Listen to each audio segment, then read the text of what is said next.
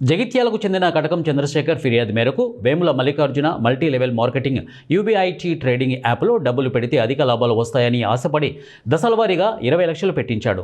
మల్లికార్జున్ ఈ వ్యాపారంలో పై స్థాయిలో ఉన్న జగిత్యాలకు చెందిన పిల్లి కిషన్, తరూరుకు చెందిన శివగంగ, యూపీకి చెందిన యూబీఐటీ మేనేజర్ బ్రిడ్జి మోహన్, అలాగే సంజయ్ గుప్తా, వాగేష్ అనే వ్యక్తులు వ్యాపారం నడిపిస్తున్నారని అమాయక ప్రజల చేత పెట్టుబడులు పెట్టించిన విషయాన్ని పోలీసు విచారణలో ఒప్పుకున్నాడు.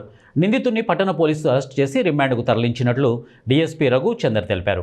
నమోదు చేయడం జరిగింది. దీంట్లో ఈ జగిత్యాల టౌన్ చెందిన వేముల మల్లికార్జున అనే వ్యక్తి వీళ్ళను ఈ చంద్రశేఖర్ అండ్ వీళ్ళ బృందాన్ని మోసం చేసి దాదాపు 2 కోట్ల రూపాయలు క్రిప్టో కరెన్సీలో పెట్టుబడి పెట్టించాడు.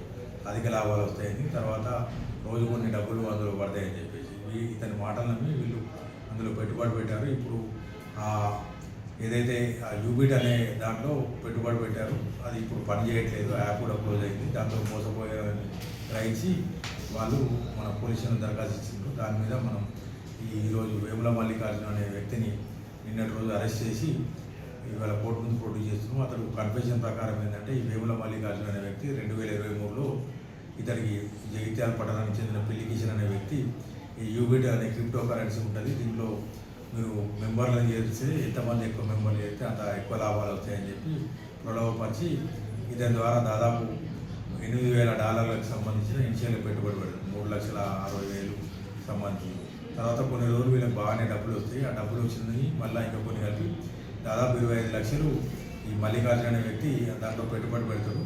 పెట్టుబడి కొట్టి ఆయన కింద ఒక 3 లెగ్గులు వివిధ ఐడి